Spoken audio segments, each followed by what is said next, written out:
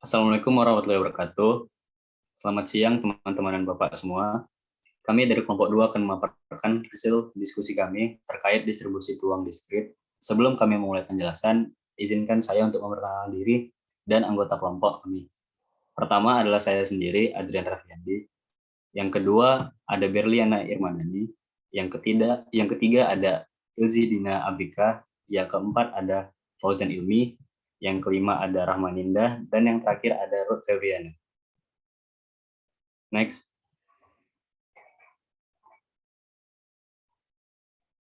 Berikut daftar isi dari penjelasan yang akan kita bahas di siang hari ini. Dapat dilihat di layar. Next.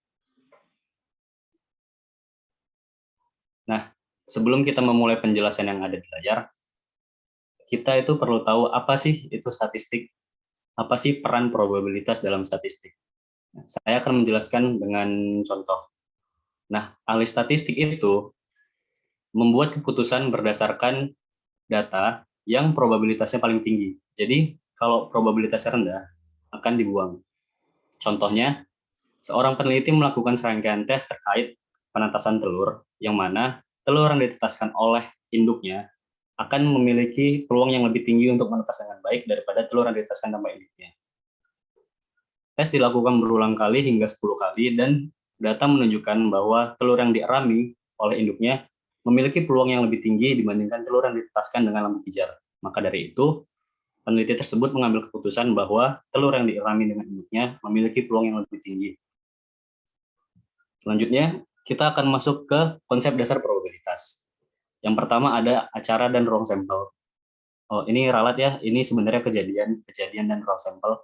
Nah, kejadian merupakan kumpulan hasil dari suatu prosedur. Kejadian ini dapat dipecah lagi menjadi kejadian sederhana. Kejadian sederhana adalah kejadian yang paling kecil dan tidak dapat dipecah lagi menjadi komponen yang lebih sederhana. Selanjutnya, ada ruang sampel. Ruang sampel itu adalah kumpulan kejadian sederhana.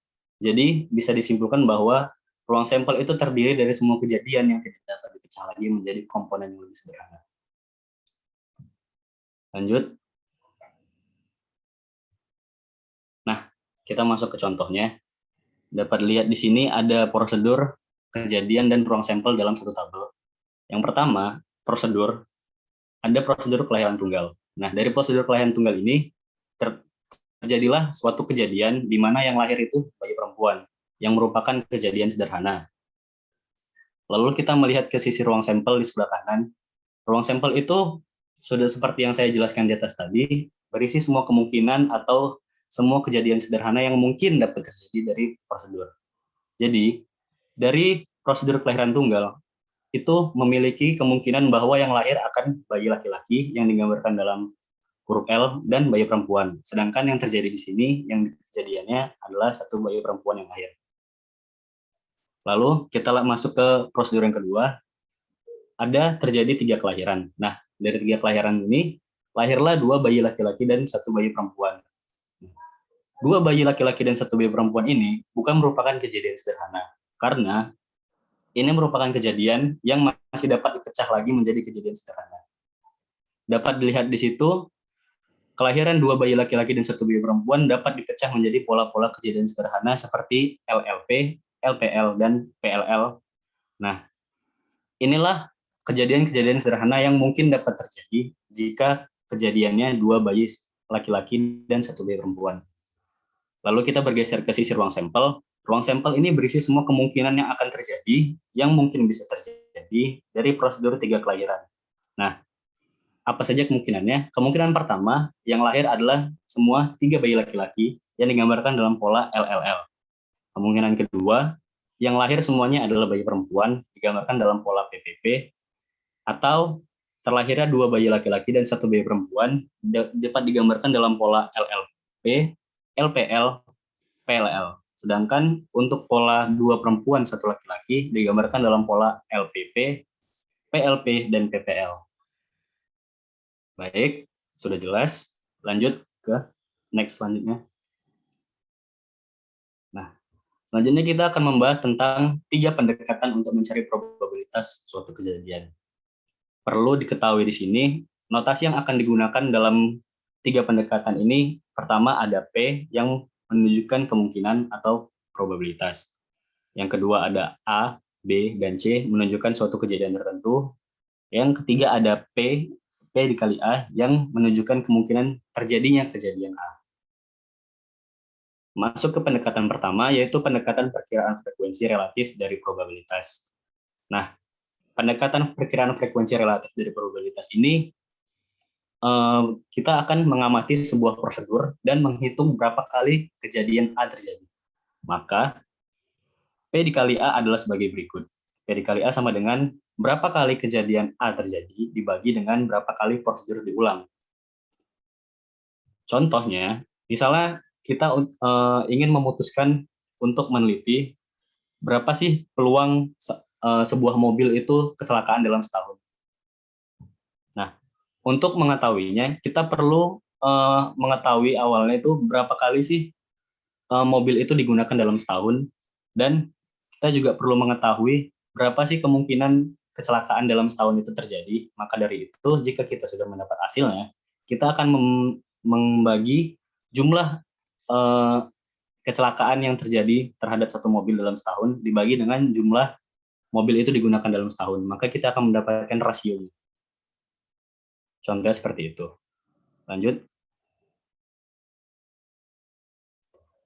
Yang kedua, ada pendekatan klasik probabilitas. Nah, seperti yang dilihat di layar, pendekatan klasik probabilitas ini, jika sebuah prosedur memiliki sejumlah N kejadian sederhana yang berbeda, dan masing-masing dari kejadian sederhana tersebut memiliki peluang yang sama untuk muncul.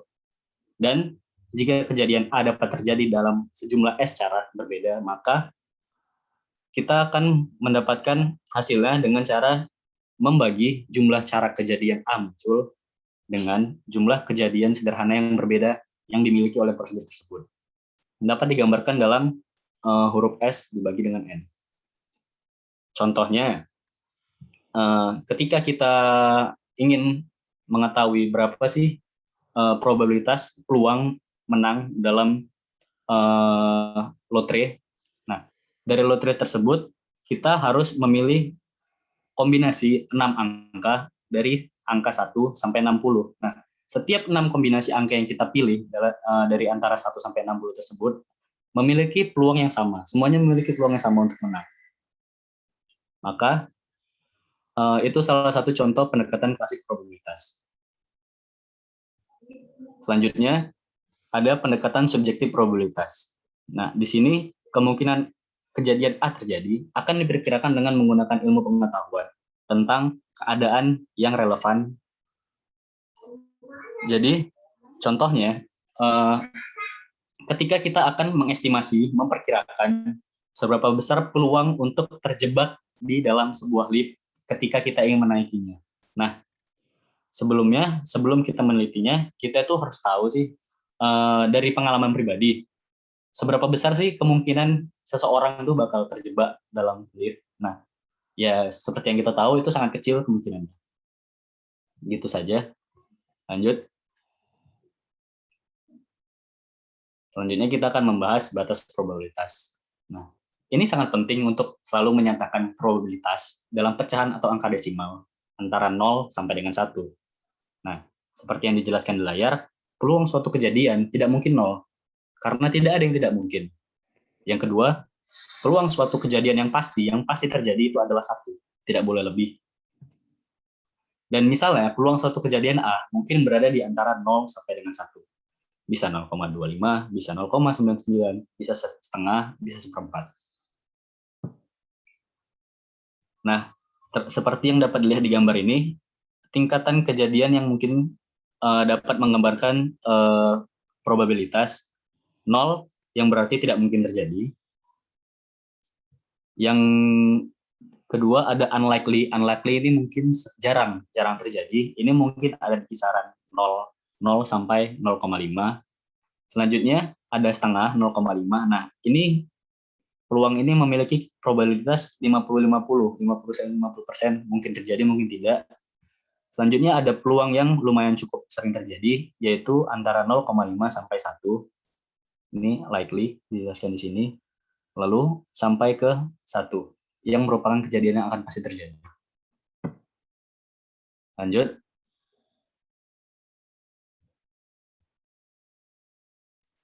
Yang terakhir dari konsep dasar probabilitas, kita akan membahas tentang kejadian pelengkap.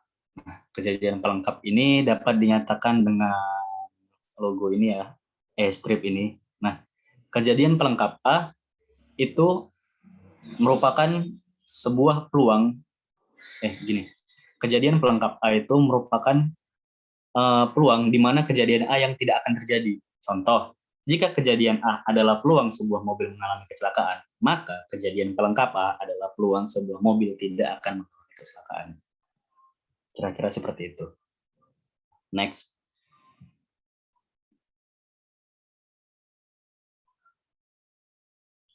Untuk selanjutnya akan dijelaskan oleh teman saya, Ilzi. Untuk Ilzi saya persilakan. Terima kasih. Untuk selanjutnya itu ada aturan dasar tambahan. Ada aturan tambahan yang digunakan untuk menentukan probabilitas yang dapat dinyatakan dengan P peluang A atau B yang berarti adalah peluang dalam satu percobaan peristiwa A terjadi atau peristiwa B terjadi atau kedua-duanya terjadi. Sebagai berikut ada beberapa contoh pada aturan dasar ini, yaitu yang pertama, kejadian tidak saling lepas atau non-eksklusif, yaitu dua kejadian atau lebih disebut kejadian tidak saling lepas bila dua kejadian atau lebih tersebut dapat terjadi pada saat yang bersamaan. Jika kejadian A dan B tidak saling lepas, maka untuk rumusnya yaitu peluang A atau B bisa dibilang dengan irisan sama dengan peluang A ditambah peluang B dikurang dengan peluang A dan B, atau bisa disebut dengan gabungan. Contohnya, dalam seperangkat kartu dipilih sebuah kartu secara acak. Berapa probabilitas kartu yang terambil adalah raja bergambar hati? Nah, kalau untuk kartu remi itu banyaknya 52 kartu ya. Untuk muncul raja, peluang untuk muncul raja yaitu peluang A sama dengan 4/52 karena ada raja yang dari hati, raja diamond, raja waru, dan raja keriting. Kemudian muncul hati, peluang B sama dengan 13/52. Muncul raja bergambar hati, peluang A dan B sama dengan 1/52. Jadi untuk peluang A irisan B sama dengan peluang A plus peluang B dikurang peluang A dan B. Sama dengan 4/52 plus 13/52 dikurang 1/52 sama dengan 16/52 sama dengan 0,31. Next. Nah, selanjutnya ini kejadian saling lepas, yaitu dua kejadian saling lepas bila kedua kejadian itu tidak dapat terjadi pada waktu yang bersamaan, sehingga ditulis peluang A irisan B sama dengan peluang A plus B. Contoh, pada pelemparan sebuah dadu, kejadian muncul mata dadu 1 dan muncul mata dadu 5 adalah kejadian saling lepas.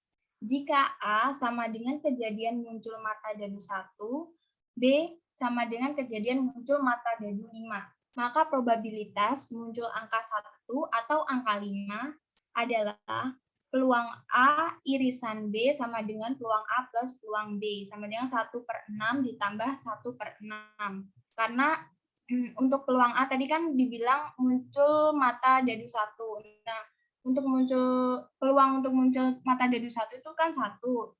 Nah, kalau dadu itu kan sebagai penyebutnya itu 6 ya kan. Angka 1 sampai 6 gitu. Jadi sama dengan 1/3. Next. Selanjutnya adalah peristiwa komplementer. Artinya bahwa tidak mungkin suatu peristiwa dan pelengkapnya terjadi secara bersamaan. Contohnya, untuk rumusnya yang pertama adalah ini ya, maaf. Untuk rumusnya, peluang A plus peluang B, atau kalau di PPT LMS bisa disebut dengan peluang A komplementer, sama dengan 1, atau peluang A sama dengan 1 min peluang B. Contoh sebuah dadu dilempar ke atas di mana A sama dengan kejadian muncul mata dadu prima, B kejadian muncul bukan mata dadu prima. Jadi, jika kejadian A dan B komplementer, tentukan probabilitas munculnya B. Jawabnya yaitu peluang A sama dengan 3/6. Kenapa 3/6? Karena yang disebut A sama dengan kejadian muncul mata dadu prima itu kan angka 2, 3, sama 5. Nah, sisanya itu bukan mata dadu prima. Jadi untuk peluang B sama dengan 1 dikurangi 3/6 sama dengan 3/6 sama dengan 1,5 atau 0,5. Next. Selanjutnya kejadian saling bebas, yaitu dua peristiwa dikatakan independen bila kejadian pertama tidak mempengaruhi terjadi atau tidak terjadinya kejadian kedua. Jika A dan B adalah kejadian yang memiliki probabilitas lebih besar dari 0 dan A tidak bergantung B dan sebaliknya, maka kedua kejadian dikatakan independen bila peluang A dan B sama dengan peluang A dikali peluang B. Contohnya, pada pelemparan 1 dadu merah dan 1 dadu putih, A sama dengan munculnya mata dadu merah kurang dari sama dengan 3, dan B muncul mata dadu putih lebih dari sama dengan 5, maka probabilitas dadu merah kurang dari sama dengan 3 itu adalah, ini anggap aja yang barisan pertama itu dadu merah dan barisan kedua itu dadu putih. Jadi muncul mata dadu 1 dadu merah, kemudian yang di sebelahnya ini muncul angka 1 dadu putih. Tadi yang dibilang dadu merah kurang dari sama dengan 3. Jadi mau berapapun angka yang muncul pada dadu putih, yang penting dadu merahnya itu tidak lebih dari 3. Jadi untuk peluang A ketemu 18/36 atau sama dengan setengah. Kemudian probabilitas dadu putih yaitu lebih dari 5 adalah sama kayak tadi, mau berapapun munculnya dadu warna merah itu berapapun, yang penting dadu warna putih itu lebih dari sama dengan 5. Berarti cuma 5 sama 6. Jadi peluang B ketemu 12/36 sama dengan 1/3. Jadi peluang A dan B sama dengan peluang A kali peluang B sama dengan 1/2 dikali 1/3 sama dengan 1/6. Hal ini sama dengan peluang A dan B sama dengan munculnya mata dadu angka 1 pada dadu merah, munculnya angka 5 pada dadu putih, kemudian 1,6, 2,5, 2,6, 3,5, 3,6 sama dengan 6. Next. Kejadian tidak saling bebas atau dependen. Contohnya 2 keping uang logam dilempar sekali. Bila A merupakan kejadian tidak lebih dari satu sisi angka yang timbul, B merupakan kejadian paling sedikit satu sisi gambar yang timbul di tiap sisi uang logam. Maka ruang sampelnya, kalau koin itu kan ada angka sama gambar. Nah, itu menunjukkan angka dan G itu gambar. Untuk ruang sampelnya ada angka ketemu angka ketemu gambar, gambar ketemu angka, dan gambar ketemu gambar. Tadi disebutkan pada peluang A itu merupakan kejadian tidak lebih dari satu sisi angka yang timbul. Berarti angka gambar, gambar angka, dan gambar gambar. Jadi ada 3/4. Kemudian peluang B itu disebutkan kejadian paling sedikit satu sisi gambar. Jadi peluang B itu angka gambar, gambar angka, gambar gambar. Sehingga peluang A dan B sama dengan peluang A dikali peluang B, sama dengan 3/4 kali 3/4, sama dengan 9/16. Next. Nah, selanjutnya akan dijelaskan oleh teman saya, yaitu Rahma. Untuk selanjutnya, kita akan membahas tentang aturan dasar perkalian. Konsep dasar dari aturan dasar perkalian ini yaitu digunakan untuk mencari peluang antara kejadian A dan B, di mana peluang kejadian A terjadi pada percobaan pertama dan peluang kejadian B terjadi pada percobaan kedua. Jika hasil dari kejadian pertama mempengaruhi kemungkinan peristiwa kejadian kedua B, maka penting untuk menyesuaikan kemungkinan bahwa B mencerminkan terjadinya peristiwa A. Untuk aturan dasar perkalian dinotasikan sebagai berikut. Peluang A dan B.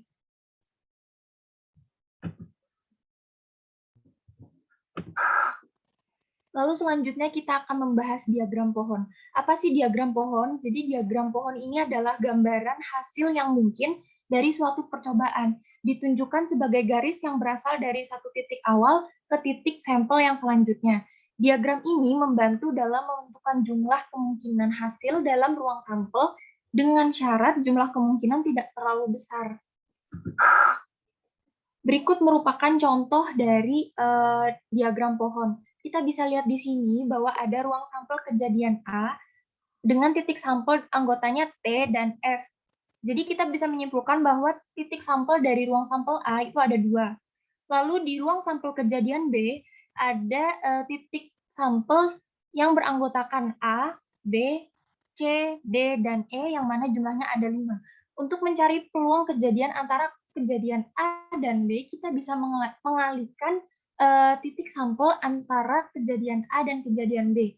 2 dikali 5 sama dengan 10. Nah, lalu fungsi dari diagram pohon ini apa? Jadi fungsi dari diagram pohon ini untuk memetakan bagaimana distribusi dari titik sampel dari ruang sampel kejadian A menuju ruang sampel kejadian B.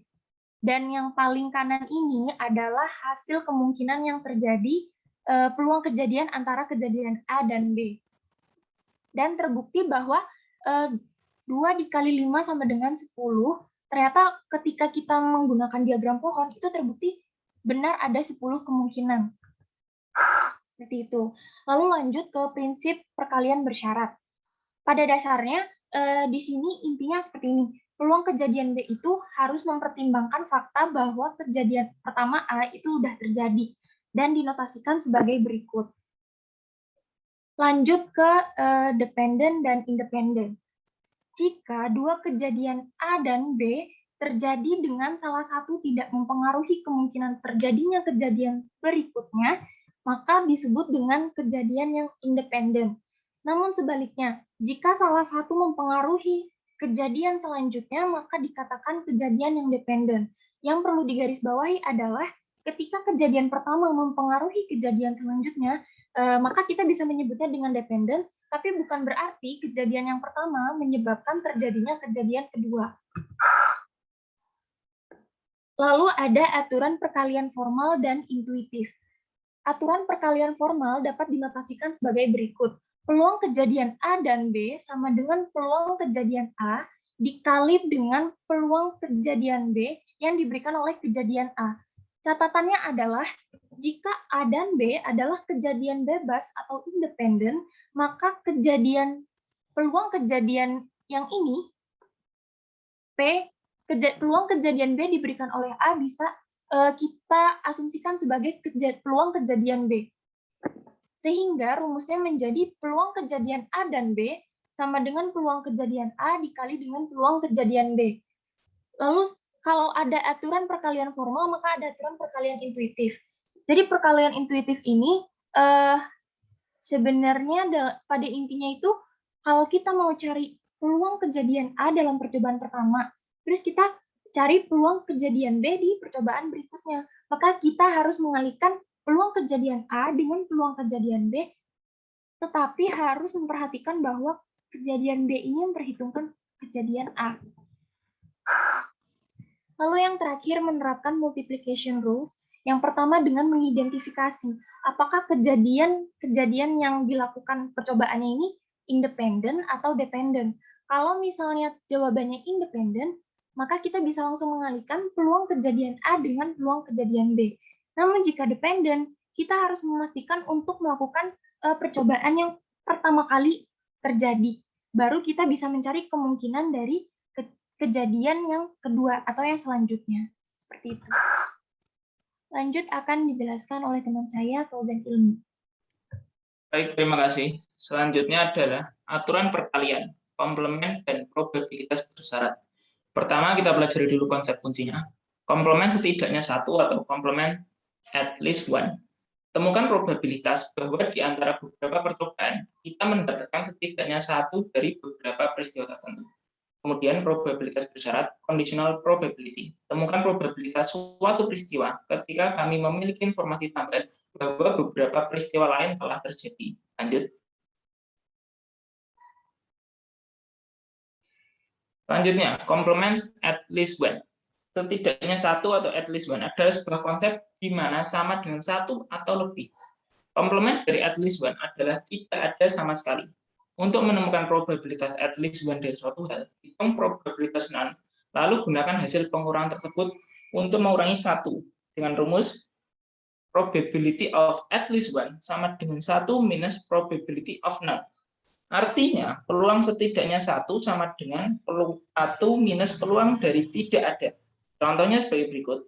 Peluang dari setidaknya ada satu bayi laki-laki dari 3 bayi. Maka, peluang dari setidaknya satu bayi laki-laki sama dengan 1 minus peluang dari tidak ada bayi laki-laki sama sekali. Lanjut. Conditional probability merupakan sebuah kejadian di mana probabilitas yang didapatkan setelah mendapatkan tambahan informasi bahwa beberapa kejadian lainnya telah terjadi sebelum kejadian tersebut. Probability of B given A melambangkan conditional probability dari kejadian B terjadi dengan mempertimbangkan kejadian A yang telah terjadi sebelumnya. Dapat dihitung dengan membagi probabilitas terjadinya kejadian A dan B dengan probabilitas kejadian A. Lanjut. Probabilitas of B given A menunjukkan probabilitas bersyarat dari antara B terjadi. Mengingat bahwa kejadian A telah terjadi dan dapat ditemukan dengan membagi probabilitas kejadian A dan B keduanya. Terjadi dengan probabilitas kejadian A dengan rumus probability of B given A sama dengan probability of A and B per probability of A. Probability of B given A tidak sama dengan probability of A given B. Artinya, tidak boleh disamakan probability of B given A dengan probability of A given B, karena nanti hasilnya pasti akan berbeda, yang disebut sebagai confusion of inverse. Selanjutnya ada beberapa istilah untuk aturan tambahan, yaitu treating dependent event as independent. Kita gunakan sampel kecil dengan menggunakan populasi yang terlalu besar. Selanjutnya, the 5% guideline for cumbersome calculation. Apabila sampel tidak lebih dari 5% populasi, maka diterima sebagai independen. Kemudian principle of redundancy, yaitu pengulangan menguji reliabilitas. Kemudian tadi yang sudah dijelaskan, complements the probability of at least one, yang artinya sama dengan satu atau lebih. Lanjut.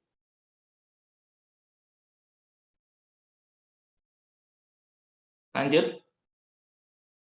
Finding the probability of at least one. Dengan rumus tadi, probability of at least one setidaknya satu sama dengan 1 minus P of none. Peluang dari tidak ada.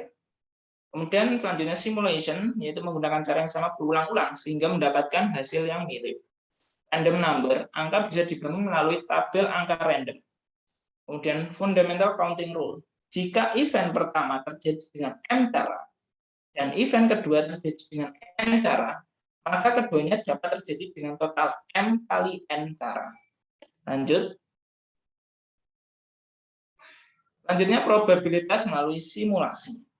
Perlu diketahui, simulasi tujuannya adalah untuk mendemonstrasikan keluaran kejadian nyata dengan menggunakan keluaran simulasi. Di mana simulasi sendiri adalah prosedur yang melakukan suatu proses secara berulang sehingga terdapat kesamaan hasil yang diproduksi. Contoh, Fauzan menemukan bahwa dari 152 bayi, 127 adalah laki-laki. Dalam mengevaluasi nilai ini, kita ingin mengetahui probabilitas laki-laki dan perempuan lahir dari 152 kelahiran. Ada dua solusi. Solusi pertama adalah salah satu pendekatan dari simulasi ini memutar koin sebanyak 152 kali, di mana kepala dari koin tersebut melambangkan perempuan dan ekor melambangkan laki-laki. Lanjut. Kemudian solusi yang kedua adalah pilihan lainnya dan mengenerate random number yang terdiri dari dua kemungkinan 0 dan 1, 0 laki-laki dan 1 perempuan. Random number ini dapat digenerate menggunakan random number function dari software statistik. Contoh simulasi dari kedua solusi tersebut bisa dilihat di gambar sebagai berikut. Solusi 1 head menandakan female dan tail menandakan male, 0 melambangkan male dan 1 melambangkan female. Baik, terima kasih. Selanjutnya akan dijelaskan oleh Berliana. Pada bagian ini kita akan membicarakan tentang counting atau perhitungan mengenai faktorial, permutasi, dan kombinasi. Apa itu faktorial? Apa perbedaan permutasi dan kombinasi? Faktorial adalah hasil kali bilangan asli berurutan dari 1 sampai n atau sebanyak n faktor. Faktorial berguna untuk menentukan banyaknya cara dalam penyusunan data. Notasinya adalah n faktorial. Nah, faktorial ini berguna untuk menghitung permutasi dan kombinasi nantinya. Contoh dari faktorial yaitu berapa banyak cara untuk menyusun A, B, C. Jawabannya banyaknya cara adalah 3 faktorial, yaitu A, B, dan C. 3 faktorial tersebut adalah 3 kali 2 kali 1, yaitu sebanyak 6 cara. Next. Kemudian ada permutasi. Permutasi dapat diartikan sebagai aturan pencacahan atau penyusunan dengan memperhatikan urutan objek. Permutasi ini berguna untuk menentukan banyaknya cara dalam penyusunan data tetapi melibatkan urutan. Jadi A, B, C tidak sama dengan C, B, A. Di permutasi ini terdapat dua cara sesuai dengan objek, yaitu dengan objek yang berbeda dan dengan objek yang sama. Jika objeknya berbeda atau anggotanya berbeda, misalkan ada 7 huruf yaitu A, B, C, D, E, F, G. Berapa banyaknya cara penyusunan apabila dari 7 huruf tersebut dipilih 3 huruf? Penyelesaiannya yaitu 7 faktorial dibagi 7 min 3 faktorial, yaitu menghasilkan 210 cara. Kemudian ada lagi contoh dari permutasi yang objeknya berbeda, yaitu dalam suatu pemilihan pengurus yang diikuti oleh 10 peserta akan dipilih ketua, bendahara, dan sekretaris. Nah, contoh tersebut masuk dalam permutasi karena terpilihnya ketua, bendahara, dan sekretaris berada pada posisi yang berbeda. Next. Kemudian jika anggotanya sama, misalkan berapa banyak kata yang dapat disusun dari kata matematika. Penyelesaiannya ada M terdapat 2, A 3, T 2, E 1, dan K 1. Rumusnya N faktorial per banyak N1 dikali N2 dikali banyaknya N. Sama dengan 10 faktorial dibagi 2 karena banyaknya M ada 2, 3 karena banyaknya A ada 3, 2 karena banyaknya T ada 2. Untuk E dan K tidak perlu ditulis karena hanya 1. Sehingga permutasi ini menghasilkan 151.200. Next. Untuk kombinasi, kombinasi merupakan suatu aturan pencacahan atau penyusunan tanpa memperhatikan urutan objek. Jadi, kombinasi ini berguna untuk menentukan banyaknya cara dalam penyusunan data namun tidak melibatkan urutan. Jadi, A, B, C sama dengan C, B, A. Misalkan, dari 7 siswa akan dipilih 3 siswa untuk mewakili lomba. Berapa banyak cara pemilihan tersebut? Maka penyelesaiannya 7 faktorial dibagi 7 min 3 faktorial dikali 3. Adapun contoh lain dari kombinasi yaitu pada suatu arisan yang dihadiri 7 ibu, ke-7 ibu tersebut saling berjabat tangan satu sama lain. Kenapa contoh tersebut masuk dalam kombinasi? Karena pada contoh tersebut ketika kita berjabat tangan tidak memperhatikan urutan atau posisinya.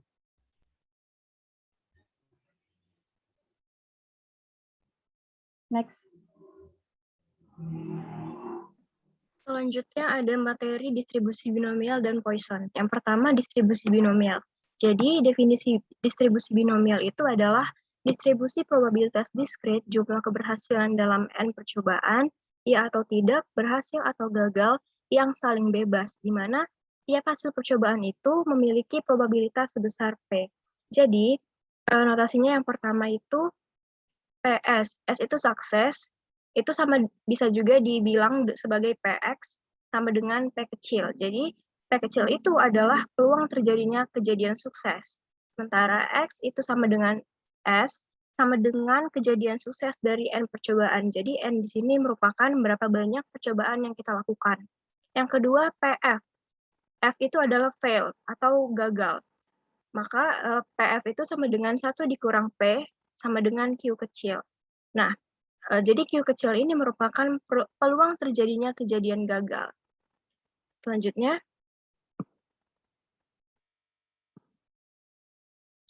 ada persyaratan distribusi binomial.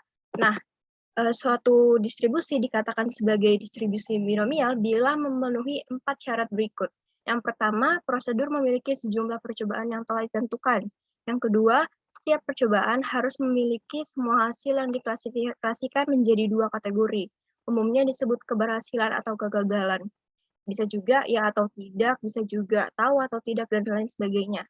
Kemudian ada probabilitas keberhasilan itu tetap sama di setiap uji coba. Dan yang terakhir, uji coba harus independen. Jadi hasil dari setiap uji coba itu tidak mempengaruhi probabilitas dalam uji coba lainnya. Kita langsung aja ke contoh. Misalnya ya, kita memilih seorang pria kita pilih secara acak. Nah, peluang bahwa pria tersebut mengetahui apa itu Instagram adalah 0,85. Jika kita ingin menghitung probabilitas 3 dari 5 pria yang mengetahui apa itu Instagram, kita harus menentukan yang pertama, apakah hasil prosedur tersebut memenuhi kriteria distribusi binomial, dan yang kedua, kalau iya, tentukan nilai N, X, P, dan Q. Selanjutnya. Nah, yang pertama kita melakukan uji terhadap syarat distribusi binomial. Yang pertama, syaratnya itu prosedur memiliki sejumlah percobaan. Nah, tadi kan kita akan menentukan berapa probabilitas 3 dari 5 pria yang mengetahui Instagram. Berarti kita melakukan 5 percobaan. Jadi, sejumlah percobaan itu sebanyak 5 kali gitu. Kemudian yang kedua, uji coba harus independen. Jadi, probabilitas setiap pria mengetahui Instagram itu tidak terpengaruh oleh hasil dari pria yang terpilih lainnya. Yang ketiga, masing-masing percobaan itu memiliki 2 kategori hasil, bisa dia tahu atau tidak. Kemudian yang keempat, untuk setiap pria terpilih secara acak memiliki peluang bahwa dia tahu tentang Instagram adalah 0,85. Dan ini berlaku untuk setiap pria lainnya yang terpilih. Kemudian yang bagian B tadi kita disuruh menghitung menentukan berapa N-nya, berapa X-nya, dan juga P dan Q. Nah, tadi kita akan melakukan 5 kali percobaan, berarti N-nya sama dengan 5. Kemudian kita ingin mengetahui 3 orang yang tahu apa itu Instagram, berarti X-nya adalah 3, kemudian peluang suksesnya itu, atau P kecil, itu sama dengan 0,85. Sementara Q kecil itu sama dengan 1 dikurang P, berarti 1 dikurang 0,85 sama dengan 0,15. Selanjutnya. Nah, ini adalah formula dari distribusi binomial. Rumusnya itu PX sama dengan N faktorial per N dikurang X faktorial dikali X faktorial, kemudian dikali dengan P pangkat X dikali Q pangkat N dikurang X, di mana X itu harus merupakan bilangan bulat dari 0, 1, 2, dan seterusnya sampai dengan N. Kemudian ada solusi yang tadi, soal yang tadi, kan kita menemukan bahwa N-nya itu sama dengan 5, kemudian X-nya sama dengan 3, P sama dengan 0,85, dan Q-nya itu 0,15. Berarti, kalau misalnya kita masukin ke formulanya, kita mendapatkan hasil peluang probabilitas sukses dari 3 dari 5 pria mengetahui apa itu Instagram adalah 0,138. Selanjutnya ada mean, variance, dan standar deviasi dari distribusi binomial. Yang pertama ada mean. Mean itu dilambangkan dengan nu. Jadi nu itu sama dengan N dikali P. Jumlah percobaan dikali probabilitas sukses. Kemudian yang kedua ada variance. Variance itu adalah tau kuadrat sama dengan N dikali P dikali Q. Kemudian standar deviasi itu adalah akar dari variance. Selanjutnya, nah ini ada contoh soal distribusi binomial. Pada pelemparan 4 mata uang logam sebanyak 50 kali, terdapat distribusi sebagai berikut. Bisa kita lihat di slide ini. Kemudian, jika X sama dengan angka, tentukan yang pertama probabilitas suksesnya keluar angka tersebut. Yang kedua, varians munculnya angka. Dan yang ketiga, simpangan bakunya. Selanjutnya. Nah, tadi kan kita akan melakukan 5 percobaan ya. Tadi kan percobaannya akan menghasilkan angka 0, 1, 2, 3, dan 4. Berarti ada 5 percobaan. Kemudian frekuensinya totalnya itu adalah 50. Nah, kita akan menentukan berapa sih rata-ratanya. Jadi, rata-rata atau new itu sama dengan F dikali X, kemudian ditotalin, kemudian dibagi dengan sigma F-nya. Jadi, 3 dikali 0, kemudian ditambah 10 kali 1, dan seterusnya. Kemudian itu akan kita bagi dengan sigma frekuensinya yaitu 50, kita akan mendapatkan rata-rata 2,62. Nah, tadi kan rumus rata-rata atau min sama dengan new sama dengan N dikali P. Nah, tadi yang ditanya di soal A itu adalah probabilitas sukses dari keluarnya angka tersebut. Selanjutnya, nah jadi P itu tinggal kita balik aja. P-nya sama dengan new per N. 2,62 per 5. Jadi probabilitasnya adalah 0,524 atau 52,4%. Selanjutnya ada varians. Nah, varians itu tau kuadrat sama dengan N dikali P dikali Q.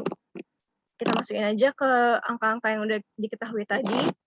N-nya sama dengan 5, kemudian P-nya sama dengan 0,524, dan Q-nya sama dengan 1 dikurang P. Kita akan mendapatkan varians sebesar 1,247. Kemudian yang terakhir adalah simpangan baku. Ya, jadi simpangan baku tadi adalah akar dari varians. Tinggal kita masukin aja ke rumusnya, terus kita dapat hasilnya adalah 1,117. Selanjutnya akan dilanjutkan oleh rekan saya. Terima kasih.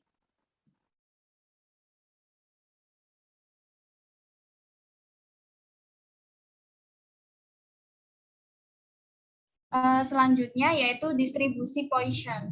Yaitu fungsi Poisson sendiri adalah termasuk distribusi teoritis yang memakai variabel random discrete, yakni banyak hasil percobaan yang terjadi dalam suatu internal waktu tertentu di suatu daerah tertentu. Ciri-ciri fungsi Poisson yaitu banyaknya hasil percobaan yang terjadi dalam suatu internal waktu atau suatu daerah tertentu tidak bergantung pada banyak hasil percobaan yang terjadi pada internal waktu dan daerah lain yang terpisah.